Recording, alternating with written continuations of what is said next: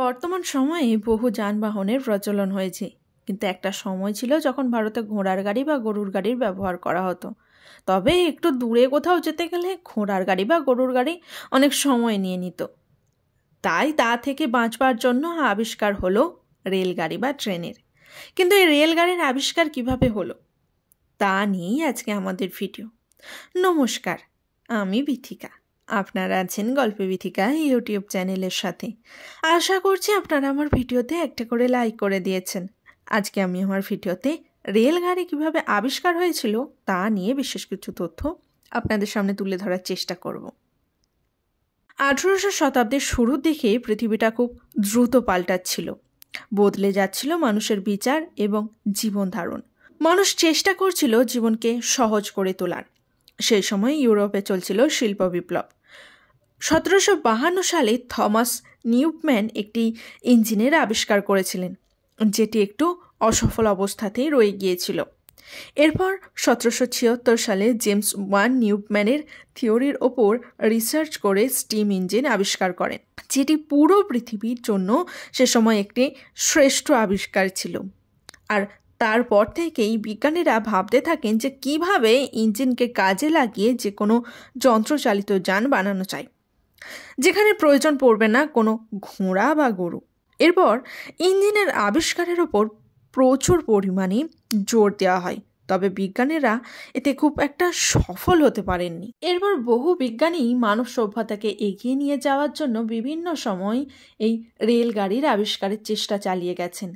তাদের মধ্যে থেকে উল্লেখযোগ্য হলেন রিচার্ড এভিথিক, Matthew Murray, George Stephenson, Oliver Evans. 1769 সালে ফরাসি সেনার একজন ইঞ্জিনিয়ার নিকোলাস স্টিম ইঞ্জিনের সাহায্যে বানালেন একটি গাড়ি।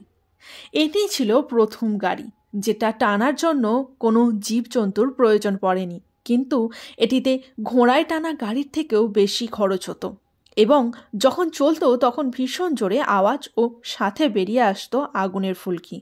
তারপর কিছুদিনের মধ্যেই এর চাকাও ভেঙে যায়। তাই এই অসফল গাড়িটিকে ভরে রাখা হয় অস্ট্রা গাড়ি। রেলগাড়ির জন্মদাতা রিচার্ড তের্থিক দ্বিতীয়বারের মতো আবারও চেষ্টা করলেন রেলগাড়ি নির্মাণের। রিচার্ড সেই সময় ছিলেন একজন মেকানিক্যাল ইঞ্জিনিয়ার।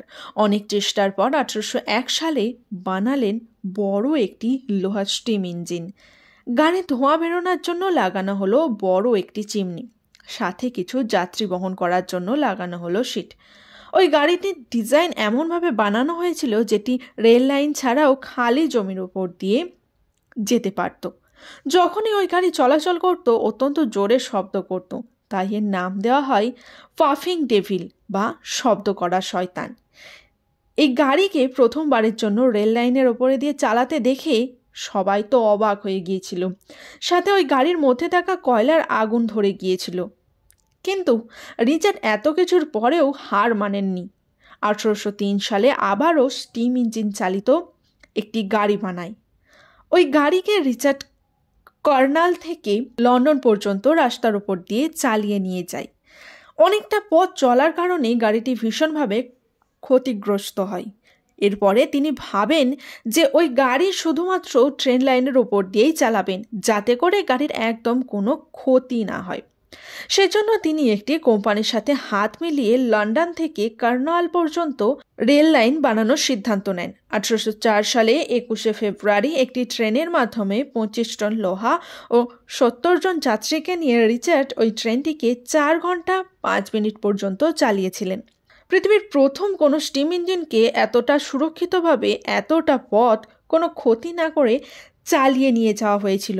কিন্তু ওই সময় এই রেলগাড়ির কাজকে খুব ব্যয়বহুল বলে মনে করা হতো, তাই ওই সময় কোনো কোম্পানি এই প্রজেক্ট গ্রহণ করতে চাইতো না।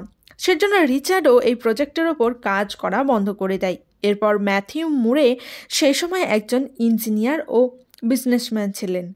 ম্যাথিউ সবসময় চাইতেন মানুষকে এক জায়গা থেকে অন্য জায়গায় যাওয়ার জন্য যেন ঘোড়ার গাড়ি ব্যবহার করতে না হয়। এরপর 1812 সালে ম্যাথিউ পূর্বে রিচার্ডের বানানো স্টিম ইঞ্জিনের ওপর কাজ শুরু করে, সাথে নতুনভাবে মডিফাই করে তুললেন ওই ইঞ্জিনটিকে।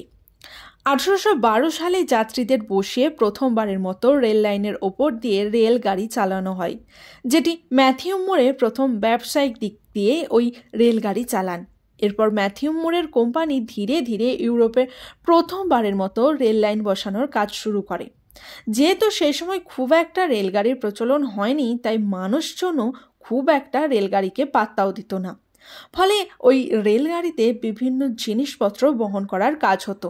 এরপর জর্জ স্টেপসন প্রথমবার ইঞ্জিনে কয়লার ব্যবহার করে রেলগাড়ি চালান। পুরো পৃথিবীর যে জায়গাগুলিতে রেলগাড়ির প্রচলন হয়নি সেই জায়গাগুলিতেও রেলগাড়ি চালান।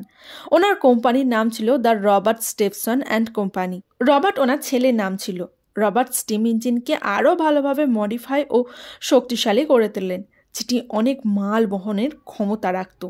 1825 সালে 27 সেপ্টেম্বর 38 বগির একটি স্টিম ইঞ্জিন 600 জন যাত্রী নিয়ে যাত্রা শুরু করে, যেটি লন্ডন থেকে স্টকল্যান্ড পর্যন্ত 14 মাইল প্রতি ঘন্টায় চলে।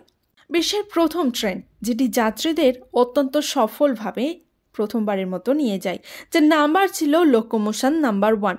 সে সময় জর্জ স্টেপসন রেলগাড়ির এক ক্রান্তি নিয়ে আসে। এরপর থেকেই পুরো পৃথিবী জুড়ে কয়লা দিয়ে রেল ইঞ্জিন বানানোর হইচই পড়ে যায়। এরপর অলিভার ইভান্স নামের একজন ইঞ্জিনিয়ার স্টিম ইঞ্জিনের বেশ কিছু পরিবর্তন করেন। তিনি ইতিহাসে প্রথম হাই প্রেসার স্টিম ইঞ্জিন বার করেন। এরপর রুলট কার্ল ডিজেল 1997 সালে প্রথম ডিজেল ইঞ্জিন বানিয়ে ইতিহাস তৈরি করেছিলেন। ওনার এই আবিষ্কার বর্তমান সময়েও ব্যবহার করা হচ্ছে। উনি 1897 সালে 25 হর্স পাওয়ারের সিঙ্গেল সিলিন্ডার ডিজেল ইঞ্জিন বানান। এরপর 1912 সালে ওনার আবিষ্কার থেকে রোমান্স অফ রেলওয়ে সুইজারল্যান্ডের প্রথমবার ডিজেল ইঞ্জিন দিয়ে ট্রেন চালানো হয়। বর্তমান সময়ে ভারতীয় রেলওয়ে 4th পজিশনে রয়েছে। ভারতের প্রথম 1853 সালে 17 এপ্রিল বরিবন্দর থেকে থানে পর্যন্ত প্রায় 35 কিলোমিটার রেলগাড়ি চালানো হয়। ওই ট্রেনে 20টি বগি ছিল, যাত্রীর সংখ্যা ছিল 400 জন। সে সময় কিন্তু রেল লাইন বসানোটা খুব একটা সহজ ব্যাপার ছিল না, কারণ তখন জায়গায় জায়গায় অনেক আন্দোলনও শুরু হয়েছিল। বর্তমান সময়ে রেল আমাদের নিত্যদিনের অপরিহার্য একটি বস্তু হয়ে উঠেছে। কেমন লাগলো এই রেলগাড়ির ইতিহাস সম্পর্কে জেনে? তা আমাকে জানাতে কিন্তু একদম ভুলবেন না।